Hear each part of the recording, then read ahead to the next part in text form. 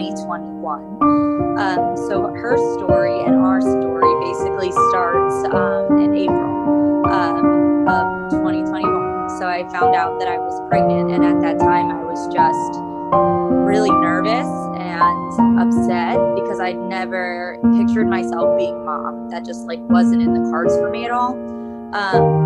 I always have been in the veterinary industry, and I just was going to be the cool aunt and dog mom. That quickly changed when we found out that I was pregnant with her.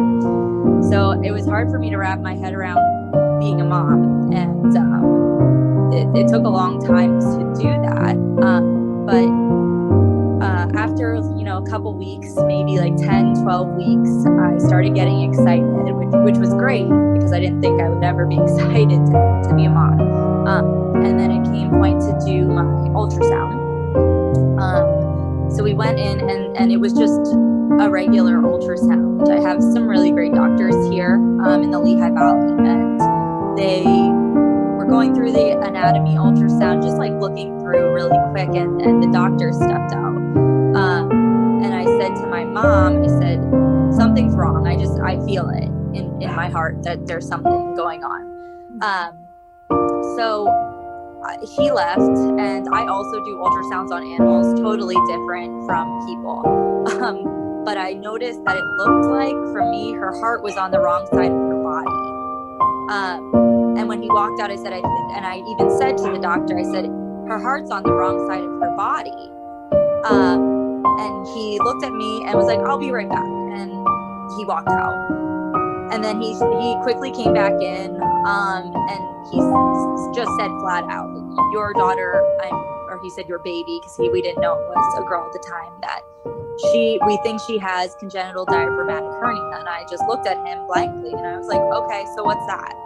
And then he started talking, and you ever see in the movies where it's slow motion and everything's just kind of blur? That's literally what was happening to me in the room. It didn't seem real. At the time, my mom was in the ultrasound with me because my husband was working, so he didn't even get the news, which was upsetting. So I'm going through this with my mom, who's more emotional than me. She's crying, and I didn't even know how to take that. So that was rough. Yes. So my husband couldn't be there. So my biggest fear was, how am I going to break the news to him that our daughter has this condition that I know nothing about? I think the best thing was, though, finding out super early. I had a lot of time to just research and connect via social media, mostly with CDH International, other moms that just, didn't, that were going through this same thing as me, and getting a lot of information. So I'm a planner. I like to prepare. I literally researched everything I potentially could, everything. So we left that day at the doctor, just kind of confused and not knowing really what's going on, or if she'd even make it. And one of the options he did tell me was that abortion would be on the table, which was crazy to me, because I was like, oh my gosh, here I am not wanting this baby in the beginning, and now I want this baby so badly, and now they're telling me that it's okay to not continue with this. So I told my husband, and he actually took it a lot better than me. He's ex-military and been in Iraq a bunch of times. And he's like, well, we'll just adapt and overcome, and whatever, comes our way, we're going to figure it out. So the pregnancy went on, and everything was going, I guess, normal. I didn't know. I've never been pregnant before, so I didn't really know in general how to feel, or what was normal and what wasn't normal. So that was also really hard for me, because I was like, should I be feeling her move? Should I not be feeling her move? I didn't know. But we consulted with, we went down to CHOP, and they were great. They kind of just helped me through everything step by step. We also went down to Florida at Johns Hopkins down there and consulted with them also. And the news across the board for River was that she had around a 95 to Johns Hopkins said 99%, but 95% survival rate, which was great. And that gave us so much hope. So we just continued like anyone else would if they were pregnant with a baby. We had a baby shower. We had a gender review. We did all of those things that people that would expect to have their baby come home from the hospital with them do. Around 30 weeks or so, she started retaining fluid in her chest and her abdomen. We were going to the hospital almost I think it was every month actually. Ultrasounds and checks and blood work and everything. And if I ever do decide to have a baby again or get pregnant again, I think it's going to be really different because I felt like I was at the doctor almost every day. So that we were monitoring her so closely, everything we were monitoring, and out of nowhere, I don't know if it was like the mother's intuition or something, but I just felt like it wasn't right.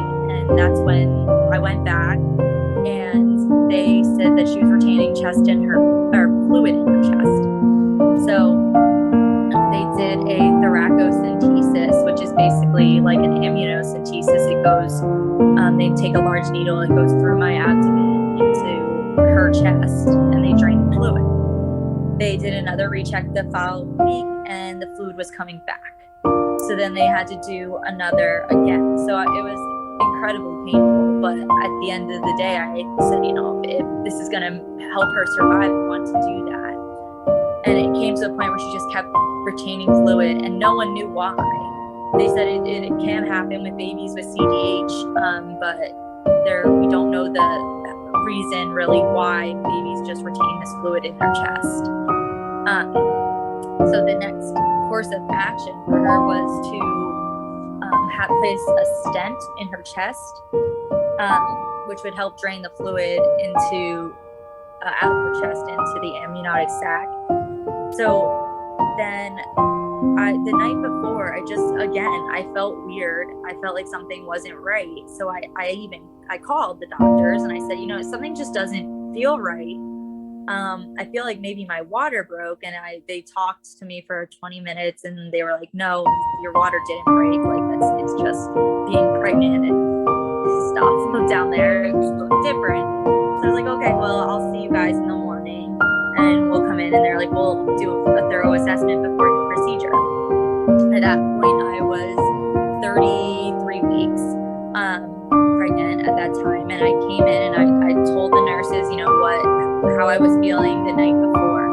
And they had a doctor come in and just check. And when they did, I just watched, with the masks, it's hard to read faces, but I just watched their eyes and they just got really big, all of them. And they didn't say anything, but they looked at each other. And working in a hospital, I knew, I was like, oh, this is another bad news. It just felt like the whole pregnancy, I just kept getting bad news after bad news. And they said, well, at this point you have an amniotic rupture and you cannot leave this hospital bed until River comes. And you are not leaving this hospital today or anytime soon. And what was supposed to be a in and out procedure, like a day procedure, turned into me being admitted to the hospital, which that alone was really traumatic because we had nothing ready. We didn't have anything situated at home or someone to take care of our animals, or I didn't have anything packed. I didn't have any clothes or anything because they said you'd be there for the day and then leave. So luckily we're about an hour and a half away from the Children's Hospital, Philadelphia. So my husband was able to get everything ready, but hearing that I'm not allowed to leave the bed at all was terrifying. Yeah. And I'm a very active person. And I run my own business and I work with animals. So it was just very drop everything. This is what we're doing. So, That was hard, but if it was what was going to help her, that's what obviously I was going to do. So I was on bed rest, and they were keeping her on monitors basically the whole time. And then everything was looking really good, and she was moving as she should. So we started doing the monitoring every 4 hours, along with a lot of medications and IV antibiotics, just since I had the rupture that there was no infection going on. So I was there for a total of a week. And the day I went in on a Monday, and then the following Monday at 34 weeks, I was feeling a lot of pressure, and also, I didn't feel her move. And the whole time I was pregnant, I really didn't feel her move much, which I thought was normal because, again, I've never been pregnant. And when I was having contractions, I didn't even know I was having those pre-contractions. I just thought they were stomach aches and cramps, I guess. And I learned that when I was in the hospital that, when the nurse was touching my belly, I was like, I'm having another stomach cramp. She's like, no, that's a contraction. So it was a lot. I didn't know. Which looking back, I feel guilty. Maybe. I don't think you have a reason to feel guilty. I went through some of the similar things with Ian, and he came early, and I didn't know what the contractions were or what I was feeling. Yeah. So I think you were experiencing normal things. Yeah, thank you. You look for a reason, or why things happened, and I never really got that with this situation with River. So I always look back, if I could have done something different, maybe the outcome would have been different. And everyone tells me no, and I know that. I do. But it's hard, it's hard. It's been 8 months, and it's really fresh, but yeah. So anyways, after that, they decided that I needed an emergency C-section. Was this because of her or because of symptoms of you for her? No, I needed an emergency C-section because she stopped moving. The fluid in her chest was getting worse, and now she was retaining fluid in her abdomen as well, which is commonly known as hydrops, is the medical term that they use for babies that are retaining fluid in multiple parts of their body. On top of that, her heart was getting incredibly weak from having all this fluid build up in her chest and everywhere. So they said, we have to do this now. So they prepped. It took about an hour for them to prep. They told me that there was going to be over 40 doctors, nurses in the delivery room with me, which is true because there were so many people. But before I went in,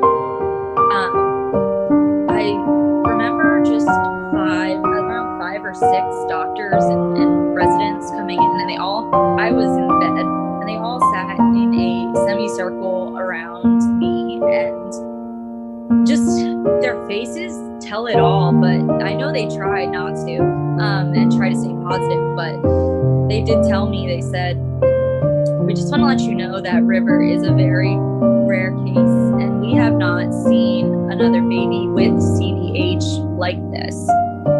I said, so what does that mean? What are her chances? What is, her survival rate? I'm a very number-oriented person. They don't give numbers that much, as I'm sure you know. And they said, we can't give numbers. She's the only one we've ever seen like this. They did tell me that they've seen 3 babies with high drops, but not with the heart issues. And I said, well, what about those babies? And they said they didn't make it. And I said, okay, so what are you trying to tell me? And they're just dancing around the fact that they're basically saying that they don't think my baby will survive. So I just said it when I was sitting there. They're, you know, saying all these words, which again, it's a lot when you're just sitting there. And I just blurted out, so you're saying she's going to die? That's what you're telling me? And they're like, and I just remember the doctor saying, just wow. That's all she said was wow. I said, just be straight with me. I don't need sugar-coated words. Just tell me the truth. And she said, we can't say that for certain, but what we can say is that we are going to try our best to help her survive. I said, well, I appreciate that, but I just, you know, want to know the truth. I said, and she said, oh, the truth is that we're going to do everything we can, and you just need to relax and just stay calm, because that's what's going to be best for her. So that's exactly what I tried to do.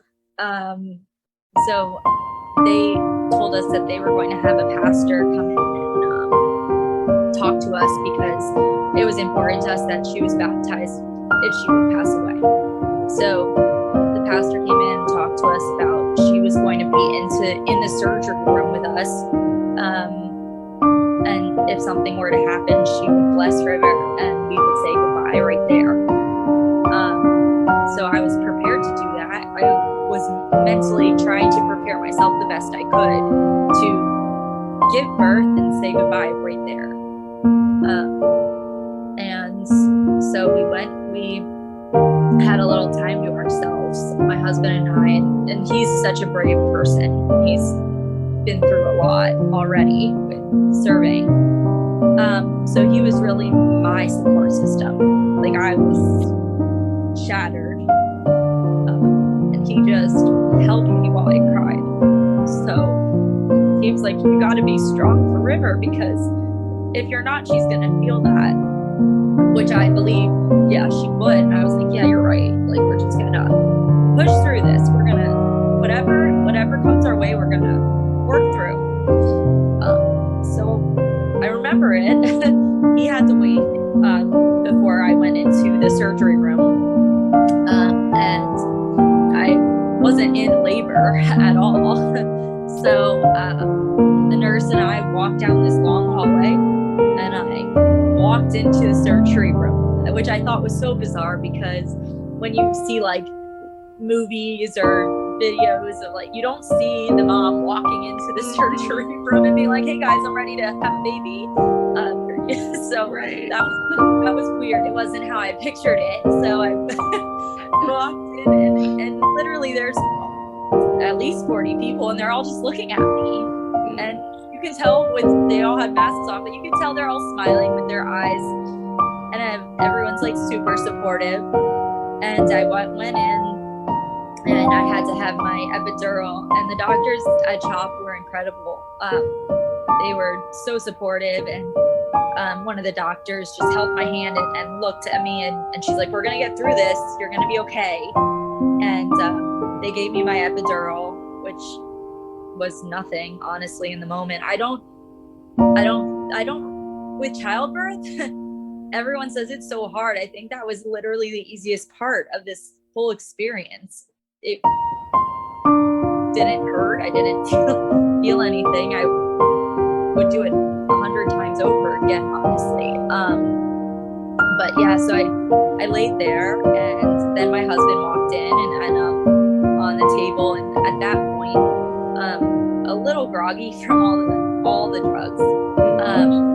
But so I see him, and he's right at my side, right up here. And then the pastor was in too, and she was in the corner, and she just was quietly praying the whole time, which was nice, but also scary, because you're like, oh my God, like this is serious. So he was just talking to me the whole time, my husband, and I could see the monitors, and like I said, I do surgery on animals. So that was something that I just focused on, the monitor and my vitals, because I felt like at the time the only thing I could control, but I couldn't even control that. So I just kept talking to the anesthesia nurse and asking her about my vitals. She probably probably wanted to kill me. That was so annoying. I realize that now.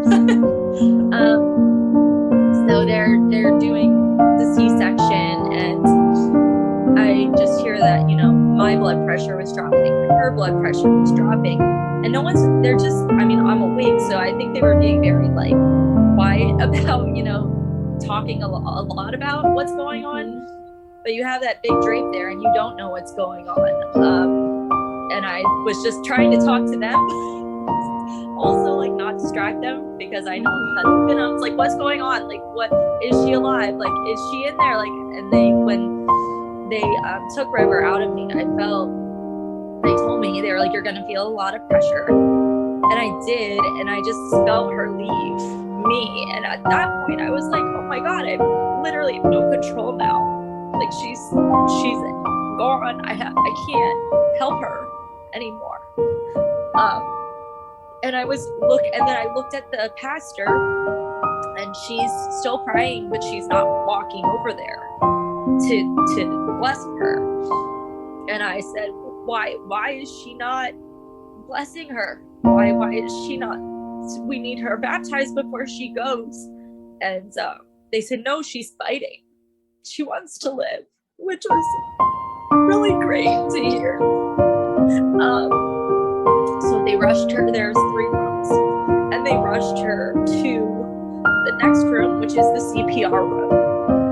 And they performed CPR and resuscitated her. And then the next room over is the surgery room. And they told us that she would definitely need ECMO to keep her alive. And they were scared that her jugular vein was not big enough to do that, which that did happen. Her jugular vein wasn't big enough, so they did the putting the ECMO through her heart. So they did the open heart surgery right there, and they just kept telling me, like, she's still alive, like she's fighting for her life, like she's gonna keep going, like this is better than we hoped, which at that time gave me so much hope that I was like, oh my God, like she's gonna make it. But in the back of my mind, I also knew, oh my God, like she may not. So my main concern was getting me to the point where I could physically stand and see her. So they said, we got her from here. Like, she's, we're going to take care of her. Like, please, we're going to get you back in your room to recover, and we'll go from there. So I did. We went back to my room, and they said, no news is good news right now. So just focus on you, focus on your husband, and we'll update you. And 10 hours passed. We didn't hear anything. Which we were like, okay, well, then she's still alive. They're still working on her. They had the whole cardiology unit then come up for her in the OR to place the ECMO. So the doctors came in, and after 10 hours, and they said, hey, River is coming out of surgery just now. And she actually had to pass my room to go off, and she was going into the cardiac unit to continue her care. So my husband went out in the hallway, and the nurses wheeled my bed as close to the door as I could to see her. And she went down the hallway, and there was at least 15 people just around the bed, just one breathing for her and holding like all her wires and everything. So my husband actually videotaped it for me, like got close to her so I could see her little face, and then he showed me her, and then we just kind of waited anxiously to be told when we could see her. And by that point, after the drugs have all worn off, I could feel my legs at that time, so I could walk. I wanted to walk, but they were like, no, you get in the wheelchair and we're gonna wheel you down to see her. So I delivered her at 2:37 in the afternoon, and by the time we got to see her, it was 12 a.m. in the morning. And we went down, and I saw her for the first time, but I couldn't touch her or anything. And I just saw all the wires all the machines hooked up to her, the ECMO, it was overwhelming. And I say that was overwhelming, but I prepared myself for 8 months basically to see that, and it still isn't real until you see it on your own kid. And that was so hard. And of course, again, I always reference the monitors and the doctor and nurses. She had 2 nurses and a doctor there just caring for her. And I look at the monitors and her vitals, and I was like, how is she alive? Her vitals aren't compatible with life right now. Her blood pressure is astronomically low. And I wish almost I didn't have the profession I had, because I think knowing what was going on was even harder, to the extent that I did, because I was calling things out before they were telling me, and I think that just hit so much harder. I remember seeing her blood pressures astronomically low. I was like, oh my God, how is she living? They gave her 3 blood transfusions, and her blood work was horrible, which they had on the monitor. Her kidney values were horrible, liver values, everything was just really bad. And I also noticed when I was looking at her that she was bleeding through her skin, and they said she wasn't clotting blood. So that would make sense for her low blood pressure, and her internal organ function just like wasn't there. But their main concern was that she hadn't passed any urine at all. So when we went down to see her, it was very brief and short, and it was really hard for me to see her like that, because again, I couldn't help her. And they said they're trying their best, but the cardiologist, the doctor said, he's like, honestly, if she's not producing urine, and she's not clotting blood, we're trying everything, but this is not looking great, but we're trying our best. So I saw they were really busy, and they were trying to pass a urinary catheter when we got there. So I just was with her for maybe like in that area for 30 to 40 minutes. And I said, I feel like I'm in your way, and I just want you to try and stay out of your way so you can help her. And they said, okay, well, we appreciate that, but and we'll call you when we get a urinary catheter and just let you know how it goes. You've had a really big day, like go back and sleep, and we'll keep your cell phone on. If your cell phone rings, please answer it. We're going to need you to come down here immediately. So I said, okay, and I'll keep it on. So my husband and I went back to the room, and I just felt like I died a little, because I said to him, I said, she's dying. They're keeping a baby alive that's trying to die. And I said, and I know, I've seen this before. I said, it's just not fair to her. It's not. We're just prolonging her suffering. What are we doing? This isn't fair. So he said, well, let's just give it tonight. Like, let's just see, miracles can happen. I said, she's already a miracle. She's lived 12 hours past anyone thought that she could live. So I tried to go to bed, and they ended up giving me medication to try to sleep, because I've been up for so long. And as soon as the medicine kicked in and I fell asleep, my cell phone rang. And I answered it, and the doctor said, I'm really sorry, but we're trying everything. Nothing is working. And she's not producing urine. If it is, it's going somewhere else. She was incredibly swollen also. And they said, you need to come down and spend as much time as you can with her while she's here. And when you're ready to say goodbye, but you need to get down here right now. So I woke up my husband, I called the nurse, and we went down, and we just held her after they disconnected her from everything. But before that, she still wasn't baptized. So we told them, it's really important to us. Can someone please do that? So they had an on-call pastor, and he was there within 30 minutes. which was incredible. And we were so thankful for that. So Erin and I, the doctor said, we can keep her going on ECMO, we can keep her going on everything, but she will eventually pass. And they said, or you can disconnect her from the ECMO and you can hold her and she will go peacefully. She's on a lot of pain meds, but it's really up to you what you want to do, because some people will just continue and some people will not. And so we went, Erin and I, my husband, went in a conference room, and I said nothing. I sat there because we knew we were going to have this conversation, and I already knew how I felt. I verbally voiced it as soon as I saw her when we got back to our room the first time, and I sat there and I just looked at him and I said, what do you want to do? And he sat there for 10 minutes in silence, and he just never shed a tear at all.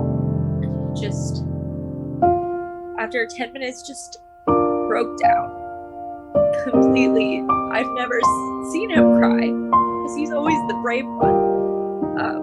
So that was hard. But yeah, he broke down. And he said, you're right. The right thing to do is to let her go. And I said, yeah, that's what we have to do. So by the time we were out of the conference room, the pastor already arrived. And he said, I'm here for you guys. And whenever you want to do this, I will wait as long as you need. It was 2 a.m. and he had to be exhausted. But we said, no, we're ready, because we feel like she's just hurting, and this is just not right to keep doing this to her. So the nurses and doctors slowly disconnected her from everything. And it was the first time and the last time I got to hold my daughter. And she was still hooked up to the monitors, and I watched as I held her, and I watched her heart rate just slowly go down until she was gone. And I just didn't know what to say to her, but I just kept saying, I love you, and you're brave, and I'm going to miss you. And that was it. And I held her for maybe 30 minutes, but it felt like it was 5, if that. And I will never forget, I was so scared to hold her. And I even said to my husband, I said, hey, maybe you should hold her when she goes. And he said, you held her for 9 months. And you need to hold her when she leaves, because she knows your touch and she knows your heart rate and your heartbeat. So that was really hard. But I felt like, she at least knew I was there, and I was, holding her, and she was safe. So after that, we were both a mess, obviously. And my husband held her after the fact. And I knew as soon as he held her and he had his time that it would be too much for him. When he was done, he was done. So I passed River to him, and he held her and just looked at her, and she looked so much like him. And he held her for about 30 minutes, and we just sat there in silence. And he said, okay, it's time, it's time to go. I said, yeah, I agree. So we went back to the room, and we just ended up, going. I had no more emotions left. I was just drained. We went back to sleep and woke up maybe 2-3 hours later. I was like, I just don't know how we're going to tell our family. We told them that we were going into like I was going to deliver her, but we kind of just kept it at that. We just wanted this to be like our family, and really hard. Oh, got it. Okay, so we told our family, and they took it really hard. I think it was an eye-opener for everyone, because I don't think they realized the severity of River's situation. Everyone was so hopeful that, they were like, oh, yeah, it's going to be fine. And I tried to prepare everyone as I was prepared. That didn't happen. And then going home, I think, was probably the hardest for us, where I just had this picture of my husband and I walking out and carrying River. And if that was 6 months down the road, 9 months down the road, that I always had that envisioned in my head. And when it was time to leave, I think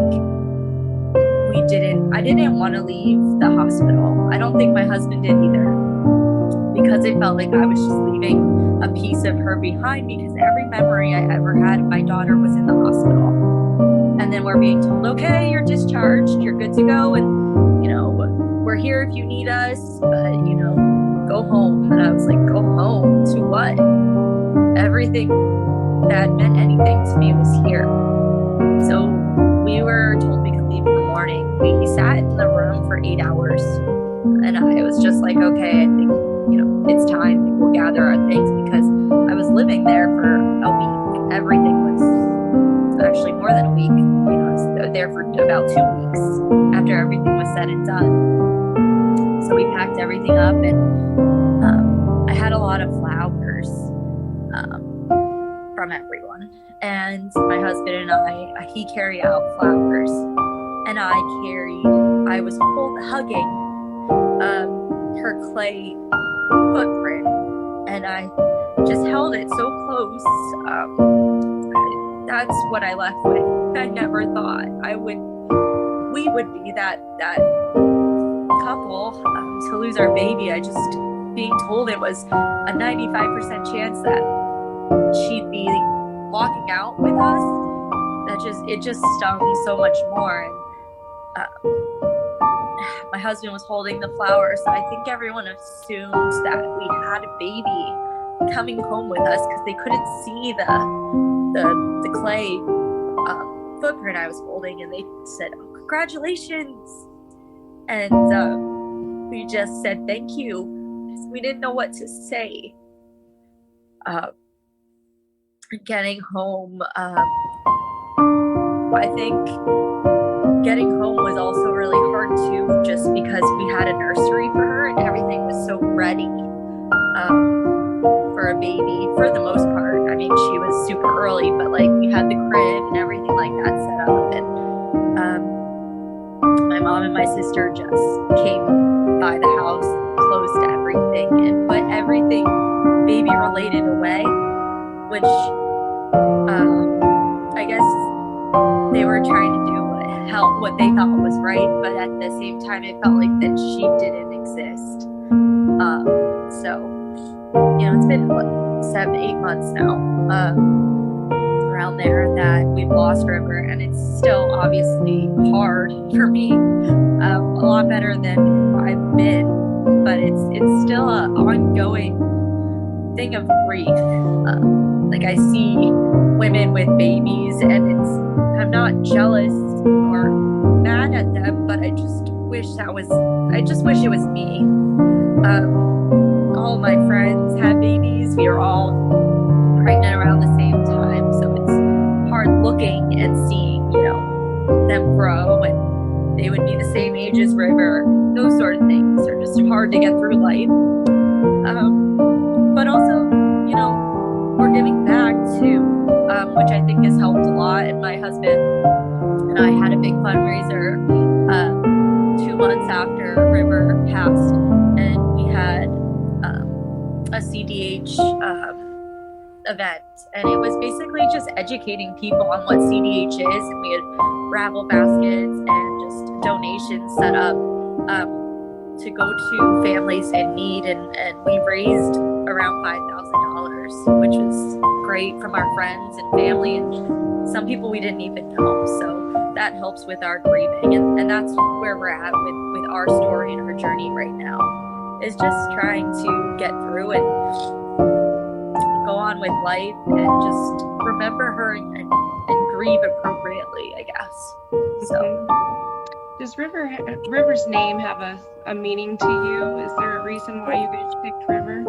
Yeah, well, at first it started out, so we were in bed and we just were going off on talking about baby names, and I said, okay, on the count of 3, we're both gonna, and we've never discussed baby names ever, and I said, we're just gonna say our favorite names on the count of 3 if it's a girl, and we both said River. And I was like, that's really? I was like, that's my favorite name. And he was like, yeah, I've always wanted a girl named River. So we did. And I found out I was pregnant with River. We were planning our wedding, but we found out before that I was pregnant. And we did a trip to Washington State. We eloped and got married in a national rainforest. And we got married along a river. So yeah, I remember seeing that picture, and you got the CDH ribbon up in the corner. Is that the one? Yep, that's the one. So that's exactly where we got married. So that's precious. That's special. Yeah, it's actually on her tombstone as well, that picture. Oh, it's precious. Yeah. That is precious. And I see you're running in the Ariana CDH Foundation race coming up here in August. Yeah, we're doing that too. Ariana's parents remind me a lot of Aaron and I, and they were some of the first people to reach out to us too, and we did the run last year when I was 5 months pregnant. And I won a medal. Oh, that's precious. So did my husband, but they were there. They're so supportive with everything we've gone through, and they've reached out to us and just offering support and being there, which is great. That's wonderful. The Ariana CDH Foundation is one that gives back to our tote bags and helps families through our tote bags, so we greatly appreciate their support, and it's very special that you're able to run in River's memory and that she's there with you every step. Yeah, thank you. Thanks. Thank you so much for sharing River's story, raising awareness, and bringing much needed awareness to CDH, because this is why we do what we do, is for families like yours to make a difference in research and to raise awareness why we need to make better treatments for these babies. Yeah, I appreciate that, and thank you for offering me to share our story. So I hope it can help somebody, in the future, or a mom maybe preparing. So you are very welcome. Thank you.